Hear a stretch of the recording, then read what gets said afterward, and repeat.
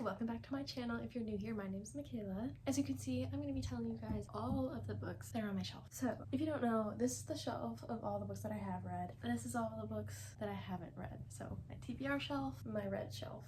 So we're just going to dive into each and every single one of these books. Also, probably mentioning some that are on my Kindle. I don't know yet. We are just going to dive right in, and I'll scoot you guys closer in a second. Starting off with this top shelf. So I have the little books of the Dune series. I have read this one, I think, all the way, or maybe almost all the way. I don't remember. I just remember that it was a lot. Here is what it's about. Set on the desert planet Arrakis, Dune is the story of the boy Paul Atreides, who would become known as Muad'Dib, and of a great family's ambition to bring to fruition humankind's most ancient and unattainable dream. If you don't know, it is a movie now, and I think the second one came out now too. I don't know what it follows because I haven't read this one yet and haven't read this one. So I just have all of these on my shelf because I need to actually finish it because I read most of it. It was really hard to read because you gotta be like, you know, and I didn't want to crack the spine. It is a little bent though, but that's okay.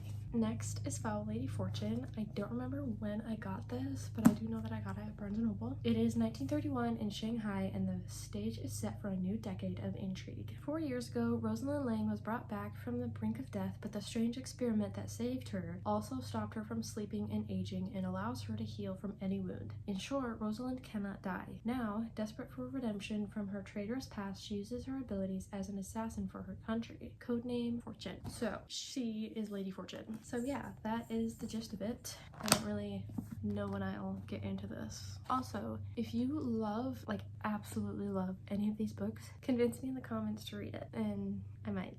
Then I have the rest. I'm missing one in between here. I have most of the rest of the Magnolia Park series. So in between here, I'm missing a Daisy Hates book.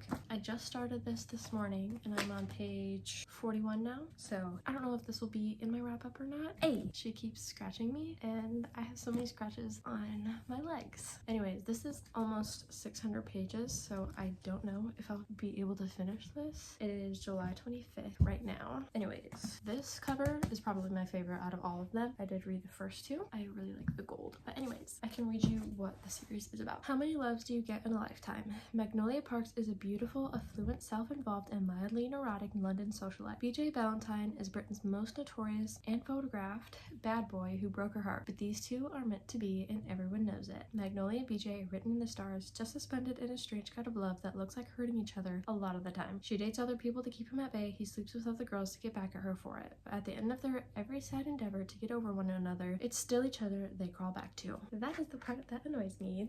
But here I am, still going to read every single book. I'm not gonna go over the ones that I have on my Kindle right now, but I just finished One Dark Window and I'm on to Twisted Crowns. Then I have the Once Upon a Broken Heart series. If you remember, I did listen to this when I was doing my office makeover, and I feel bad because I don't feel like I got everything out of this book that I could have. So I think reading it actually, like physically, will be better. All of these books are to be read. Those are the other two. So, how far would you go for a happily ever after? For as long as she can remember, Evangeline Fox has believed in true love and happy endings, until she learns that the love of her life will marry another. Desperate to stop the wedding and to heal her wounded heart, Evangeline strikes a deal with a charismatic but wicked Prince of Hearts. In exchange for his help, he asks for 3 kisses, to be given at the time and place of his choosing. This series comes after the Caraval series. Getting back there, yeah. Love those series. But anyways, 3 books in this series. I think there's a Spectacular coming. I don't know. I think she was doing like a holiday set, if I remember correctly. Then I have Immortal Longings by Chloe Gong. Every year, thousands in the Kingdom of Talon will flock to its capital, Twin Cities, San Air, where the palace hosts a set of games. For those confident enough in their ability to jump between bodies, there is a fight to the death across San Air for a chance to win unimaginable riches. I thought that concept was really cool, and it is on my TBR for this month. Don't know if I will get to it. The cover of this, so pretty. So pretty. Oh, it doesn't have anything on the actual cover. But anyways, that is Immortal Longings. Then I have Reminders of Him. This has been on this shelf since this shelf was out in the living room when we got this house. That was back in January of 2023. Oops. A young mother fights to earn a place in her child's life, but is there room for her? After serving 5 years in prison for a tragic mistake, Kenna Rowan returns to the town where all went wrong, hoping to reunite with her 4-year-old daughter. But the bridges Kenna burned are proving impossible to rebuild. Everyone in her daughter's life is determined to shut Kenna out no matter how hard she works to prove herself. The only person who hasn't closed the door on her completely is Ledger Ford, a local bar owner, and one of the few remaining links to Kenna's daughter. I think this will be quite an interesting read because I am a mother now, so maybe that will intrigue me more to read this. It is on my TBR this month. The books in this section are my TBR for this month, so reminders of him. Then I have Throne of the Fallen. I think this series is supposed to come after the Kings of Sin series. I could be totally wrong, but it comes after some sort of series, but I did think this cover was so pretty. Oh, that's cool. The map is actually on the inside pages. Sinner, villain, wicked. The Prince of Envy has never claimed to be a saint, but when the cryptic note arrives signaling the beginning of a deadly game, he knows it will take more than a hint of sin to win and save his falling demon court. Riddles, hexed objects, anonymous players, nothing will stand in his way, though none of his meticulous plans prepare him for her, the frustrating artist who ignites of his sin like no other. Virtuous, darling, liar. The trouble with scoundrels and blackguards is that they haven't a modicum of honor, a fact Miss Camilla Antonius learns after one desperate mistake allows Waverly Green's most notorious rake to blackmail her. Okay, Throne of the Fallen. And then the other two in the Once Upon a Broken Heart series. No One Can Know. Book of the Month book. Let's see. 3 sisters, 2 murders, and too many secrets to count. 14 years ago, the Palmer sisters. Oh my goodness. My last name is Palmer. Anyways, 14 years ago, the Palmer sisters, Emma, Juliet, and Daphne, left their home in Arden Hills and never returned. But when Emma discovers she's pregnant and her husband loses his job, she has no option but to return to the house that she and her estranged sisters still own and where their parents were murdered. Emma has never told anyone what she saw the night her parents died, even when she became the prime suspect. This isn't that big of a read, so I feel like it'll be quick and easy to get to whenever I get to it. Lessons in Chemistry. I got this one at Sam's Club more than a year ago. I got it as a new release, so whenever that came out, it does say new release on here. Anyways, my sister just read this and she rated it 4 stars, so I think this might be a book that we read in August. Children, set the table. Your mother needs a moment to herself. Chemist Elizabeth Zott is not your average woman. In fact, Elizabeth Zott would be the first to point out that there is no such thing as an average woman. But it's the early 1960s, and her all-male team at Hastings Research Institute takes a very unscientific view of equality, except for one, Calvin Evans, the lonely, brilliant, Nobel Prize-nominated grudge holder who falls in love with, of all things, her mind. True chemistry results. I think this will be a good read, especially if my sister rated it 4 stars as well. That makes me more excited and more inclined to get to it. Maybe we'll see this in the August TBR.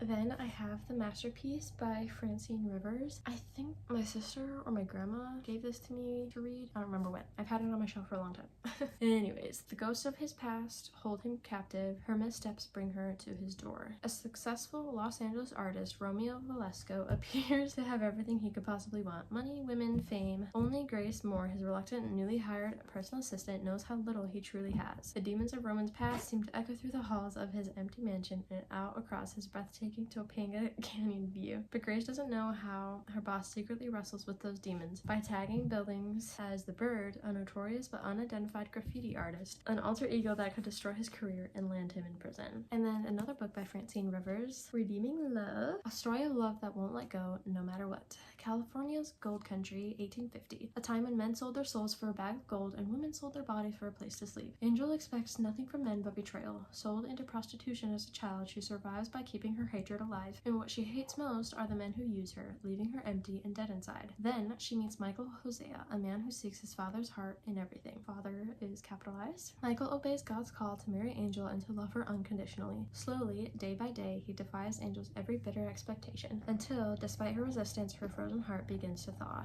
Then we have From Blood and Ash by Jennifer L. Armentrout.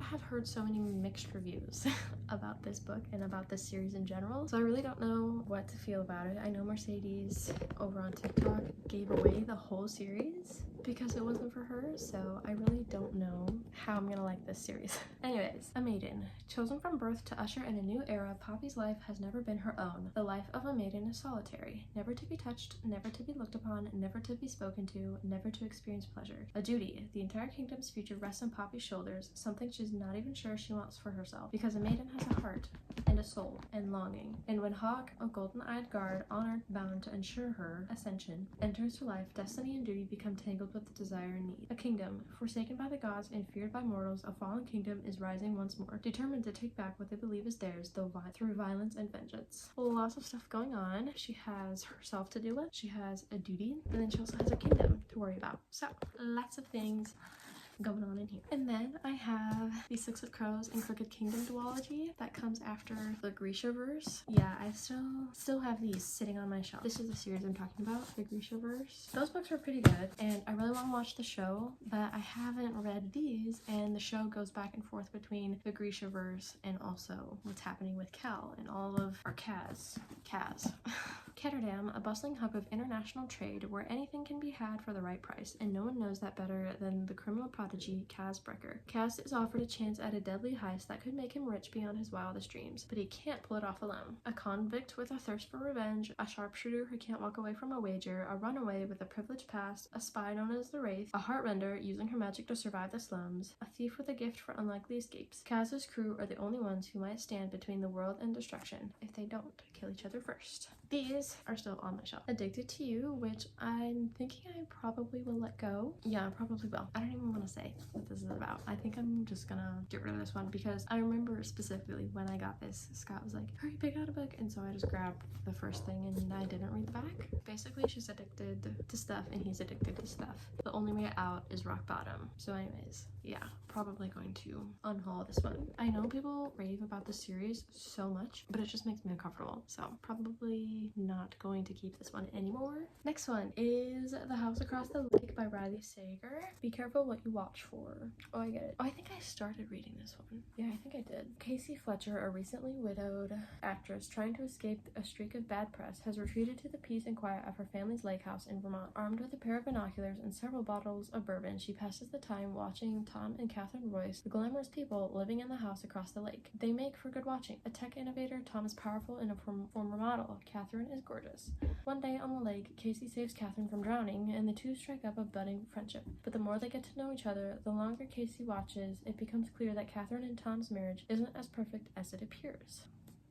I do remember starting this. I do remember her saving her and it being really weird. Dance of Thieves by Mary E. Pearson. Oh, so embarrassing. I have the sticker. Anyways, I've seen so many people really love this book and I want to get into it because I want my fantasy. Anyways, a stunning new adventure set in the kingdom of the Remnant. A formidable outlaw family that claims to be the first among nations. A son destined to lead thrust suddenly into power. Three fierce young women of the Rotan, the Queen's premier guard. A legendary street thief leading a mission determined to prove herself. A dark street that is a threat to the entire continent. When outlaw leader meets reformed thief, a cat and mouse game of false moves ensues, bringing them intimately together in a battle that may cost them their lives and their hearts. Ooh. I really like this cover too. The 7.5 Deaths of Evelyn Hardcastle by Stuart Turton. When I got this, I thought it was the Hugo one. Evelyn Hugo? I don't know. I thought it was that book when I first got it, and it in fact is not that. The cover, beautiful. I really like the gold. Anyways, The Rules of Blackheath. Evelyn Hardcastle will be murdered at 11 p.m. There are 8 days and 8 witnesses for you to inhabit. We will only let you escape once you tell us the name of the killer. Understood? Then let's begin. At a masquerade ball thrown by her parents at their English country house, Evelyn Hardcastle will die. She will die every day until Aidan Bishop can identify who murdered her and stop the killer. At the beginning of each day, Aidan wakes up at the Blackheath house in a body of a different ghost of the gala he attended the night before, and some of those guests are more than helpful than others. I thought it was gonna be like you're seeing the perspectives of the people, but he's inhabiting those people. I liked the first book. I just never finished this one, therefore I never started this one. This one is just a podcast about what happened in this one, as far as I got into it. But anyways, this is the story of an investigation turned obsession. Pretty and popular high school senior Andy Bell was murdered by her boyfriend Sal Singh, who then killed himself. It was all anyone could talk about, and 5 years later, Pip sees how the tragedy still haunts her town. Now, a senior herself, Pip decides to re-examine the closed case for her final project. At first, just to cast doubt on the original investigation, but soon she discovers a trail of dark secrets that actually prove Sal innocent, and the line between past and present begins to blur. Someone in Fairview doesn't want Pip digging around for answers, and now her own life might be in danger. That was interesting, and I really enjoyed being like in the mystery and like finding out things as she's finding out things and seeing the connections as soon as she sees the connections. That was really interesting, but then I didn't like the whole podcast concept of it. I don't even remember how far I got into it before I decided so we'll see if I give this another try later, but as of right now, I'm not interested. This is a book that I thrifted. It's called The Fix by David Baldacci. I have no idea how to pronounce his last name. Oh, and the back is not this is him. Anyways, Amos witnesses a murder just outside the FBI headquarters. A man shoots a woman execution style on a crowded sidewalk, then turns the gun on himself. Even with Deckard's extraordinary power of observation and deduction, the killing is baffling. Deckard and his team can find absolutely no connection between the shooter, a family man with a successful consulting business, and his victim, a school teacher, nor is there a hint of any possible motive for the attack. Enter Harper Brown, an agent of the intelligence agency. She orders Deckard to back off the case. The murder is a part of an open DIA investigation, one so classified that Deckard and his team aren't cleared for it. It was $1. Then I got The Crossing. This is signed by the author. This is the one and only signed book that I have. It does look real, like it looks like a faded Sharpie. And he's written a lot of books. Like that's a ton. Oh my goodness. So he has a lot of fiction, one nonfiction, and then a few ebooks. So Harry Bosch crosses the line to team up with Lincoln lawyer Mickey Haller in the new thriller. Why does that remind me of The Lincoln Lawyer? Is that not? That really reminds me of him. Anyways, Detective Harry Bosch has retired from the LAPD, but his half-brother, defense attorney Mickey Haller, needs his help. A woman has been brutally murdered in her bed, and all evidence points to Haller's client, a former gang member turned family man. Though the murder rap seems ironclad, Mickey is sure it's a setup.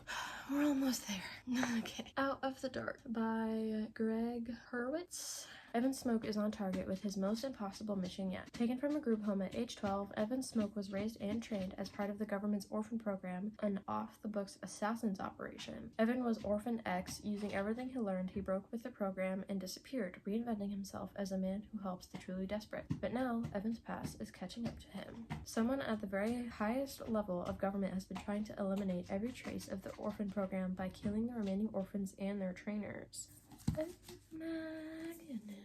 Then I have The Cottage. This is a really pretty cover with all the gold by Danielle Steele. This is her. On a sunny day in Hollywood, a gleaming Rolls-Royce convertible pulls up through the gates of the magnificent estate known as The Cottage. Modeled after the cottages of Newport, Rhode Island, the spacious, elegant property sits on 14 acres of lush Bel Air, fits its owner to a T. For the man behind the wheel of the Rolls is Hollywood's ageless wonder, Cooper Winslow, a star of the silver screen for decades. A man whose allure to women is the stuff of legend. Coop exudes grace, charm, and old-fashioned style. But today, Coop Winslow is in for a major surprise. He's broke. And with no major roles coming his way, Coop is faced with a heartbreaking prospect of selling his beloved home of 40 years, or at least renting out the gatehouse and part of the main house, a huge blow to Coop, whose debonair attitude allows him to escape reality much of the time. His new tenants, Mark Friedman and Jimmy O'Connor, are busy coping with problems of their own. Mark's wife of 16 years just walked out, and Jimmy recently lost his own wife to a devastating illness. But everything changes when Mark's teenage son and daughter move in. Suddenly, the cottage is transformed, with music blasting from every corner, teenagers on skateboards crashing into vintage cars, and a never-ending parade of young starlets streaming in and out to visit Coop. But amid all the noise and the chaos, something unexpected is happening. 3 men who never would have met are becoming friends, and each man finds himself changing in surprising ways. Coop most of all, because beneath the dazzle and flash, the impeccably tailored suits, and the sheer bravado, is a man trying to keep control of his carefully ordered world, a world that is becoming more and more unpredictable with each passing day. The Invisible Life of Addie LaRue by B.E. Schwab. Now, if you guys have been around for a minute, you know that I have started this and gotten maybe just under halfway. Yeah. let's just get into it. Never pray to the gods that answer after dark. France, 1714. In a moment of desperation, a young woman named Adeline meets a dangerous stranger and makes a terrible mistake. As she realizes the limitations of her Faustian bargain, being able to live forever without being able to be remembered by anyone she sees, Addie chooses to flee her small village as everything she once held dear torn away. But there are still dreams to be had and a life to live, and she is determined to find excitement and satisfaction in the wide, beckoning world, even if she will be doomed to be alone forever. Or not quite alone, as every year on her birthday, the alluring luck comes to visit, checking to see if she's ready to give up her soul. Their darkly thrilling game stretches through the ages, seeing Addie witness history and fight to regain herself as she crosses oceans and tries on various lives. It will be 300 years before she stumbles into a hidden bookstore and discovers someone who can remember her name, and suddenly, everything changes again. I think I got up to the point where the end part happened, where he started, or someone started remembering her, but at that point I was just confused and didn't know. Sarah Crowley rated this highly and also cried at the end, so now I have to read it. I have to. This is another one that I thrifted. It's called The Deep by Nick Cutter. A strange plague called the Gets is decimating humanity on a global scale. It causes people to forget small things at first, like where they left their keys, then not so small things like how to drive or the letters of the alphabet. Then their bodies forget to how to function involuntarily, and there is no cure. But now, far below the surface of the Pacific Ocean, deep in the Mariana Trench, an unknown substance hailed as ambrosia has been discovered, a universal healer for initial reports. It may just be the key to a cure. We shall see, I guess. Then I have the first two books in the Crave series. This is a vampire series, and one thing that's cool about these books is that they have like the rough edges. I don't know, I just thought that was cool. My whole world changed when I stepped inside the academy. Nothing is right about this place or the other students in it. Here I am, a mere mortal among gods or monsters. I still can't decide which of these warring fractions I belong to, if I belong at all. I only know the one thing that unites them is their hatred of me. Then there's Jackson Vega, a vampire with deadly secrets who hasn't felt anything for 100 years. But there's something about him that calls to me, something broken in him that somehow fits with what's broken in me, which could spell death for us all. Because Jackson walled himself off for a reason, and now someone wants to wake a sleeping monster, and I'm wondering if I was brought here intentionally as the bait. Also, I really like these covers. They each have a stone thing, and I need to go on the hunt for the rest of them because I think all of them lined up so pretty. Purely getting them just for the look. Just kidding. I really want to read it probably in the fall time when I want to watch The Vampire Diaries again, so it could be exciting in the fall. These are the last two books that I have. I have Ready Player One and Ready Player Two, which Ready Player Two has been through something. I don't know what it's been through, but it's been handled rough. So sorry. I need to tape her back together. This one is a movie. I don't know if this one is a movie. It could be now. But anyways, I thought the concept of this was so cool. And the movie was pretty cool too. So, let's see. In the year 2044, reality is an ugly place. The only time teenage Wade Watts really feels alive is when he just jacked into the virtual utopia known as the Oasis. Wade's devoted his life to studying the puzzles hidden within the world's digital confines. Puzzles that are based on the creator's obsession with the pop culture of decades past and that promise massive power and fortune to whoever can unlock them. But when Wade stumbles upon the first clue, he finds himself beset by players willing to kill to take this ultimate prize. The race is on, and if Wade's going to survive, he'll have to win and confront the real world he's always been so desperate to escape. So Scott's actually read this one. I was really surprised, and I don't remember if he read this one, but I thought it would be cool to read them and then watch them again and see how close they are. That could be a video idea. Be interesting. But I do need to tape this guy back together. I'm so sorry. And then these books are not mine. I need to give them back to their owner. So that is all the books are on my TBR shelf. And I think I counted them or keep track of them in my Goodreads. And I need to check because, let's see, my profile. Yeah, my physical TBR, it says 31. So I'm just gonna go through and see if all of these are still on here and if I need to add.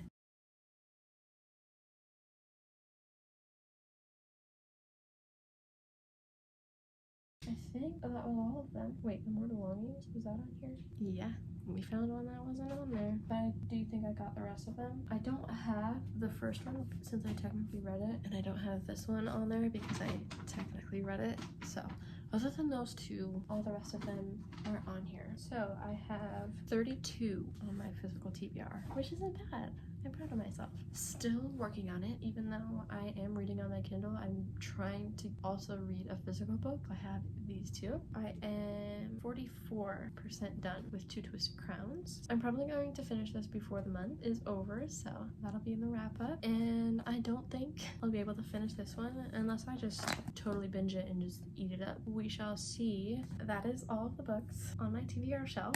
You guys can see all the books I have read. If you had any recommendations of books that I need to add, let me know. If there's any books on here that you're just dying for me to read or that you think I should read, comment that below because I will get to them eventually. But if there's ones that you comment, I will try to get to those sooner because if you guys love them, that's more motivating to me. Let me know all those bookish thoughts, and thank you guys so much for watching. If you enjoyed, like, comment, and subscribe, and follow me over on my Goodreads, follow me on my Bookstagram, BookTok, all the things, and I will see you guys in the next video. You're so cute. Aww.